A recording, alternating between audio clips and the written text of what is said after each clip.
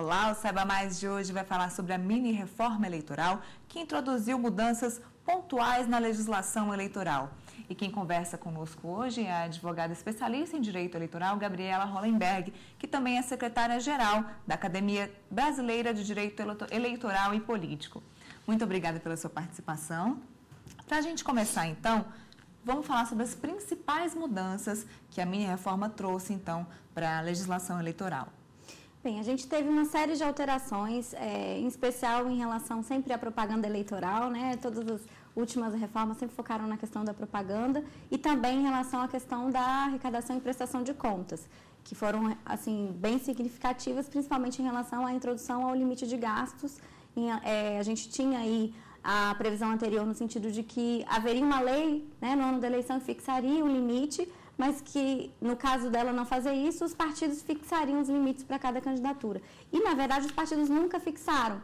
Na verdade, o Congresso nunca teve uma lei e os partidos sempre fixavam, cada um, o seu limite, e aí você não tinha uma isonomia em relação aos limites, cada um tirava ali da sua concepção o que era o que deveria ser o limite de gastos. E hoje não, hoje a gente tem um limite que vale para todos os candidatos e que está estabelecido a partir de uma resolução do TSE, que fixou esse limite a partir da verificação do quanto foi gasto na última eleição, e aí tem um limite aí de 70%, né, do gasto, do que foi gasto, e aí você tem aí uma definição para todo mundo do que vai ser possível de gastar para essa eleição. Enfim, várias alterações, dentre essas, acho que essa é uma das principais. E no caso dos prazos, houve muitas mudanças? Houve sim, a gente tinha aí 90 dias de campanha, né, no caso de uma eleição sem segundo turno, né, e aí depois mais o segundo turno para os municípios com mais de 200 mil eleitores, e agora a gente vai ter uma eleição de 45 dias, e aí depois um segundo turno, enfim, no caso dos municípios, né, com um tamanho um pouco maior. E isso vai ter um impacto muito grande, porque, na verdade, a gente sabe que numa eleição com 45 dias, para os candidatos que não são conhecidos, para se fazerem conhecidos, é um grande desafio. O prazo é curto. É um prazo muito curto. E até por isso eu chamo essa reforma eleitoral de uma reforma da reserva de mercado, porque, na verdade, aquelas pessoas que já têm mandato, que já estão ali, já estão exercendo o mandato, já têm uma exposição natural, seja por uma questão de uma cobertura de mídia que já é natural, pelo próprio exercício do mandato, pela TV Câmara, TV Senado, pela estrutura que ele tem ali, né, do gabinete. Já de divulgação. Essas pessoas, elas saem na frente. Né? Então, na verdade, aquelas pessoas que nunca exerceram o mandato, eles têm um grande desafio pela frente de se fazer conhecido e tudo isso dentro desses 45 dias. Né? A gente tem uma alteração também interessante em relação à propaganda antecipada, que, na verdade, a gente tinha uma série de restrições e que agora a legislação ficou um pouco mais permissiva, então você pode admitir que sim, é candidato, você só não pode pedir voto, não pode realizar um gasto específico, você pode fazer eventos, pode fazer debates, então o que beneficia um pouco essas pessoas de poderem, né, se fazer conhecidas, mas nada comparado, a igualdade de oportunidades acaba sendo sempre mesmo uma utopia, né? A gente não tem como ter uma igualdade de oportunidades com reeleição e com toda essa estrutura que essas pessoas têm disponíveis e que os outros candidatos não têm. Doutora, em relação aos candidatos substitutos, que nas outras eleições substituíam os candidatos que não poderiam mais ser eleitos em cima da hora. Então, a gente teve uma alteração importante aí, que foi a definição de um prazo de 20 dias antes da data da eleição para que essas pessoas possam fazer a substituição. Como é que funcionava antes? Antes você podia fazer a substituição a qualquer tempo antes da data da eleição. Ou seja, no dia anterior havia muitas substituições em cima da hora, muitas vezes não só porque o candidato ele pode recorrer, ele pode continuar fazendo campanha enquanto estiver recorrendo, é um direito dele, mas nem sempre o TSE conseguia julgar esses processos antes desse prazo, assim, antes da realização da eleição. Então ele ficava ali esperando até o último momento e se ele não conseguisse, ele fazia substituição. Mas a gente também tinha aquela situação de fraude, aquele candidato que sabia que ele não conseguiria o registro mesmo, mas ele era um puxador de votos, e aí ele ficava até o final, e aí ele deixava para substituir em cima da hora. E substituía em cima da hora e não comunicava à população daquela substituição. E aí você tinha a configuração de fraude, e o próprio TSE ele acabou aderindo e mudando a jurisprudência em relação a isso, analisando casos concretos, identificando a realização de fraude. Então, até por conta dessas situações, é que se teve essa alteração normativa no sentido de só poder fazer a substituição 20 dias antes da data da eleição. Com a exceção do falecimento, porque é um caso que você não tem controle, aí realmente aí o partido pode fazer a substituição, mas apenas nessa hipótese. Com a dificuldade que a gente vai ter de uma eleição muito curta, com um prazo de registro para julgamento dos registros absolutamente curto. Vai ser praticamente impossível que você tenha o julgamento do juiz eleitoral e do TRE 20 dias antes da data da eleição, porque você vai ter o prazo de registro no dia 15 de agosto. Então, assim, até você ter todo o trâmite, que você tem a publicação do edital para poder ter uma impugnação ao registro, um prazo para defesa, sentença, prazo para recurso, contrarrazões. Não dá tempo. Não dá tempo. Infelizmente, vai ser uma eleição que a gente vai ver muita gente desistindo antes da hora, às vezes mesmo tendo direito, mas com uma decisão contrária do juiz, você levar uma campanha até o final, esperar o resultado de uma apreciação do TRE e depois do TSE, é um custo muito alto que depois você pode implicar na nulidade de todos os votos. Então, eu imagino que não vão ser muitos candidatos que vão se arriscar. Ok. O Saiba Mais vai para um breve intervalo, voltamos já já.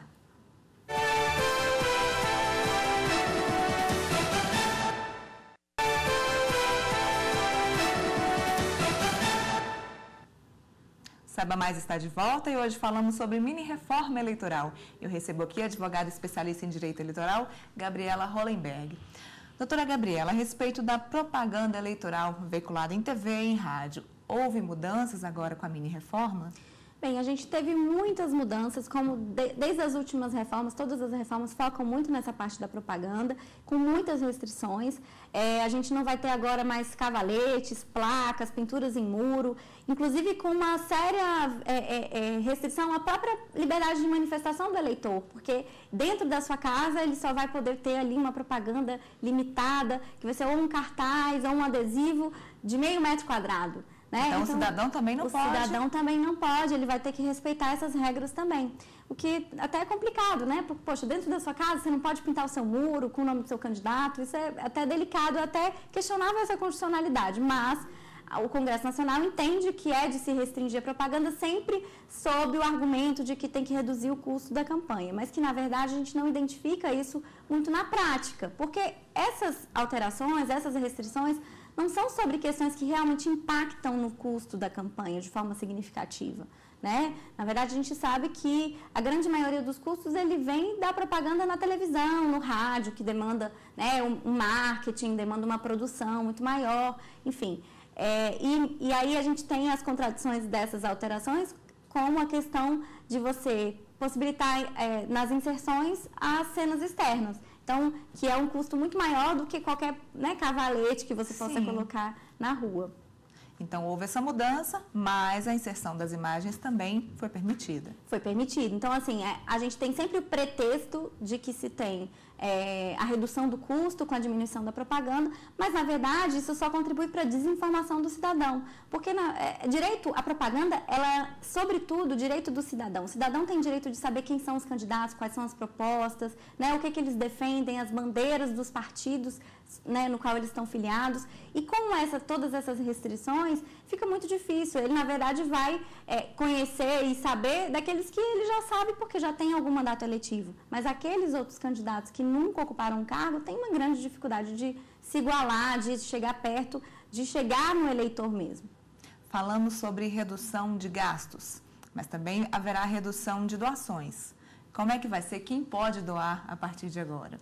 Bem, essa eleição vai ser um grande laboratório, porque vai ser a primeira eleição desde a decisão do Supremo que entendeu inconstitucional a doação das pessoas jurídicas, que eram os grandes doadores das campanhas. Então, essa eleição vai ser uma eleição muito diferente. Os recursos vão vir principalmente do fundo partidário, né, e das doações de pessoas físicas. Com o grande dificultador que a gente tem desse distanciamento dos cidadãos da política. Então, numa situação de crise econômica. Então, realmente vai ser uma eleição com muita dificuldade, com muita escassez de recursos e que vai demandar muita criatividade por parte dos candidatos. E o objetivo de cortar as doações era por conta da corrupção? Bem, um dos argumentos é a questão da corrupção, seria esse toma lá da cá, de você estar doando na campanha esperando depois uma contrapartida por parte daquele que se elegeu. Nós temos aí, claro, vários argumentos favoráveis e contrários à decisão do Supremo, mas eu me preocupo muito porque, na verdade, a gente vinha avançando muito em relação à transparência e ao controle dessas doações, nas prestações de contas, nas circularizações que o próprio tribunal vem fazendo de ofício para poder fazer uma confirmação. Olha, você disse que eu tenho aqui uma informação no recibo que você doou tanto, você doou mesmo, e você prestou esse serviço, eu tenho aqui uma nota fiscal, e você vai fazendo esse controle. Sim. E isso vinha funcionando bem. Claro que você sempre vai ter desvio, claro que você sempre vai ter caixa 2. Agora, a partir do momento em que você você tira toda a possibilidade das empresas de participarem ativamente do processo, eu fico com receio do que a gente não vai ter em termos de aumento de caixa 2, né?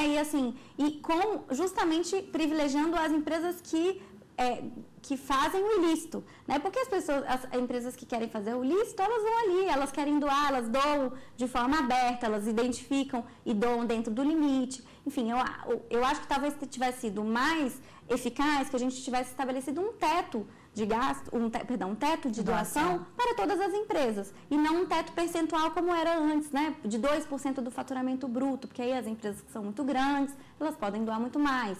Então, se você tivesse um teto que valesse para todo mundo, um teto razoável, que não fosse muito alto, eu acho que você conseguiria compatibilizar as duas coisas. Em relação à fidelidade partidária, o que foi que mudou? Bem, a gente teve agora uma série de alterações, primeiro por conta da própria Lei 3.165, que é a reforma eleitoral, que possibilitou, primeiro, definiu que o prazo de filiação partidária é de 6 meses, tá? 6 meses contados da data da eleição, 6 meses antes. E ela definiu também a possibilidade de uma janela, né? No caso daqueles que estão terminando o mandato, 30 dias antes desse prazo de 6 meses, essas pessoas vão poder mudar. Então, por exemplo, os vereadores, né? A gente vai ter eleição municipal no ano que vem. Os vereadores podem mudar dentro desse prazo. Então, estabeleceu essa possibilidade. Mas a gente teve também uma alteração por uma emenda constitucional, que, inclusive, é bem discutível até a forma como ela veio, porque, na verdade, ela estabelece um prazo transitório, uma questão que não vai nem para dentro da própria Constituição, é uma emenda transitória que define a possibilidade também de qualquer parlamentar se desfiliar e não levar o tempo de televisão e nem os recursos do fundo partidário. Enfim, então você tem essas duas janelas que estão aí concomitantes, uma termina antes que a outra. Enfim, também definiu a reforma eleitoral, trouxe também as hipóteses de justa causa, que eram previstas antes apenas na resolução do TSE. Então, a gente teve aí trouxe para a lei o que já tinha sido definido pelo tribunal a partir da decisão do Supremo sobre a fidelidade partidária. Era uma jurisprudência. Na verdade, a gente teve uma decisão em mandados de segurança no Supremo que deu direcionamento, reconheceu a fidelidade partidária e a possibilidade da perda do mandato eletivo pela desfiliação, né, pela desfiliação do trânsfuga, como a gente chama, e a partir dessa decisão do Supremo, o TSE foi instado a elaborar uma resolução definindo como é que se daria esse processo de perda de mandato, que é a resolução 22.610, e agora a gente teve, finalmente, a reforma eleitoral trouxe aí as hipóteses de justa causa. Ok, doutora. Vamos para mais um breve intervalo e voltamos já já.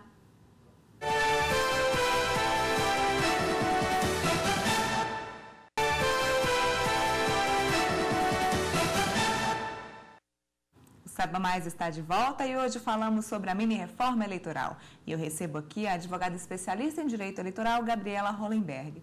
Doutora Gabriela, em relação às eleições extemporâneas, como é que ficou? Então, a gente teve uma alteração também muito importante. Primeiro, porque a regra é que os recursos eleitorais não têm efeito suspensivo, pelo menos era essa a regra. Então, o que isso implicava? Que às vezes a decisão de primeira instância do juiz eleitoral que determinasse a cassação do mandato e a realização de uma nova eleição, ela já poderia ser executada. Por óbvio, claro, se o candidato não obtivesse uma decisão liminar, dando efeito suspensivo ao recurso que ele interpusesse. Claro que, da mesma forma, o TSE poderia vir a dar um efeito suspensivo no recurso especial interposto contra o acórdão do TRE. Mas isso era exceção, porque ele teria que demonstrar a plausibilidade do seu direito, né? O perigo da demora, que ele ainda estava no cargo, até para evitar essa alternância, e aí você tinha essas concessões de liminares em casos específicos. Agora não, agora, na verdade, o recurso que é interposto, o recurso que tem natureza ordinária, seja do juiz eleitoral para o TRE ou do TRE para o TSE, no caso das eleições gerais, né, quando a primeira instância é o TRE, esses recursos já terão efeito suspensivo de forma automática, conforme a alteração que foi feita pela reforma eleitoral. Da mesma forma, a gente teve alteração em relação à questão das novas eleições, né? A gente tinha antes a definição do artigo 224 de que, para que se tivesse nova eleição, apenas quando se anulasse mais de 50% dos votos válidos. Então, por exemplo... Esse era o critério. Esse era o critério. E agora a gente tem um parágrafo no artigo 224 que diz que, no caso de indeferimento de registro ou cassação de mandato por práticas de ilícitos, que, na verdade, você sempre terá a nulidade das eleições. Ou seja, mesmo quando aquele candidato primeiro colocado não teve mais de 50% dos votos, vai ser caso de nova eleição e não posse do segundo colocado, como se tinha antes. A questão é que se coloca que ficou uma antinomia entre o caput e o parágrafo, porque o caput estabelece que a nulidade se dá quando tem mais de 50% dos votos. Então, já tem uma discussão aí sobre essa questão, se aplica ou não aplica. E a gente tem também a questão de que a nova eleição só vai ser feita depois do trânsito em julgado. E isso tem um impacto imenso, novamente por conta daquilo que eu vinha dizendo em relação ao efeito suspensivo. Uma das grandes características da justiça eleitoral é a celeridade, porque a gente tem mandatos com prazo definido. Então, é muito importante que seja célere, porque cada dia de mandato perdido é um dia a menos, você não tem como recompor isso.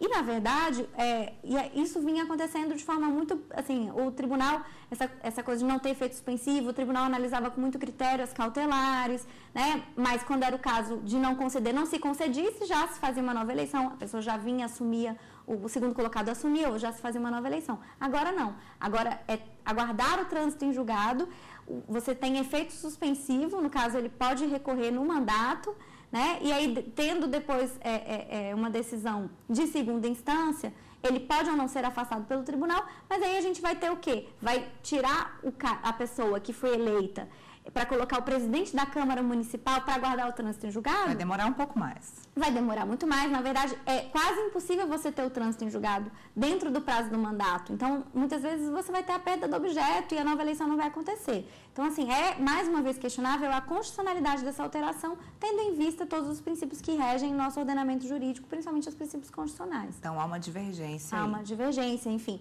Mas, por enquanto, é a regra que está valendo. A gente ainda não tem nenhuma decisão do Supremo suspendendo a validade dessa norma. E é a realidade que a gente vai enfrentar para a eleição municipal. Todas essas mudanças que nós falamos já estão válidas? Já valem para as eleições municipais deste ano? Elas já valem, sim. Elas, na verdade, porque a gente teve, dessa vez, o Congresso Nacional trabalhou e conseguiu que a lei viesse e fosse sancionada um ano antes da data da eleição. Então, não tem nenhuma dúvida em relação à aplicação dessa lei para as eleições de 2016. E a fiscalização do pleito ainda é feita pelo Ministério Público? Bem, a fiscalização do pleito é feita, via de regra, pelo Ministério Público. E essa alteração em relação à questão das novas eleições, ela traz uma discussão em relação a isso. Porque antes, os segundos colocados, eles também eram grandes fiscais do pleito. Por quê? Porque eles tinham muito interesse, no caso de não ter mais de 50% dos votos, deles assumirem. Claro. Né? Então, eles entravam com as ações e alegavam ali práticas, por exemplo, do uso da máquina pública ou compra de voto, enfim. E para justamente buscar demonstrar que houve o ilícito para que ele pudesse assumir o cargo. Agora, ele não tem mais esse interesse de fazer isso, pelo menos não aquele interesse tão direto, porque ele não será beneficiado, a não ser que a gente tenha aí uma alteração em relação à interpretação do artigo 224. Porque, na verdade, você vai ser sempre nova eleição e sempre aguardando o trânsito em julgado. E a população? Qual é o papel dela nas eleições e, inclusive, com essas novas mudanças? Bem, a população precisa se informar. Na verdade, eu costumo dizer que a maior reforma política que a gente pode ter nesse país é na educação. Porque se o cidadão sabe qual é o dever de cada um dos ocupantes dos mandatos eletivos, o que faz um prefeito, o que faz um vereador, o que faz um governador, ele vai saber o que ele pode cobrar, até onde ele pode ir e como ele pode atuar de forma efetiva. Porque, na verdade, hoje o Estado não dá mais conta de fazer tudo, de prover tudo. É muito importante que o cidadão participe e que ele aponte quais são as saídas e que ele trabalhe, enfim. E na eleição é justamente o momento mais importante da democracia, dele estar expondo ali as suas ideias, dele estar escolhendo quem vai representá-lo. Então é muito importante que ele fiscalize, que ele esteja ciente das propostas e que ele vote de forma consciente. E de que forma que ele pode fiscalizar? A quem ele pode alertar? Bem, ele pode alertar tanto o Ministério Público quanto a Justiça Eleitoral, que a Justiça Eleitoral também tem o poder de polícia.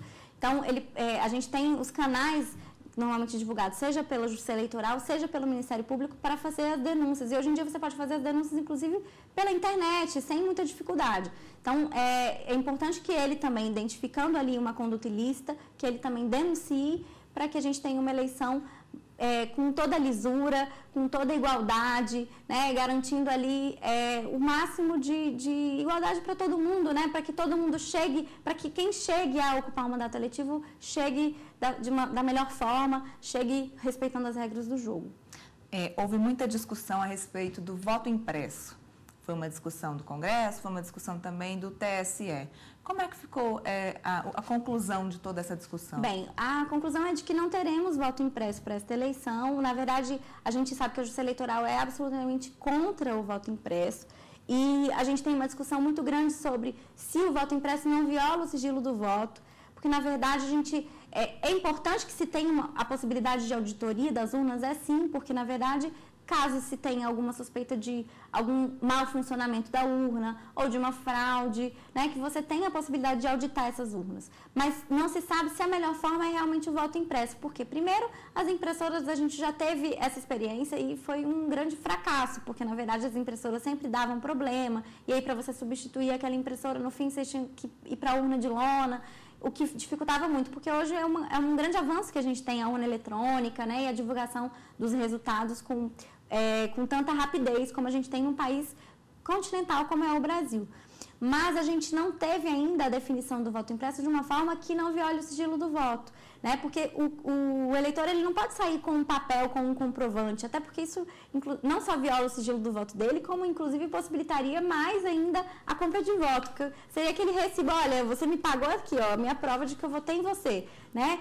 Enfim, então, para quando acontece, por exemplo, dele votar equivocadamente, vai fazer o quê? Ele vai voltar atrás naquele voto, vai apagar o voto anterior? Isso não é possível, né? E vai ser um grande problema que vai se criar, porque ele não vai poder pegar aquele papel, ele também não vai poder votar novamente. Então, assim, ainda não se pensou num mecanismo que resolva os problemas que têm que ser resolvidos realmente da auditoria, mas que também não viole o sigilo do voto e que não prejudique o bom andamento das eleições. Então, agora, com essas mudanças, cabe principalmente à população, ao cidadão, ficar atento com a redução da propaganda, a redução dos gastos, ficar atento, então, ao seu candidato. Ele tem que se informar, tem que ir atrás, porque com a redução da propaganda vai ser mais difícil ainda dele saber quem são os candidatos, quais são as propostas. Então, é importante que ele esteja atento mesmo, buscando informações, não apenas como um sujeito passivo, mas como um sujeito ativo nessa eleição.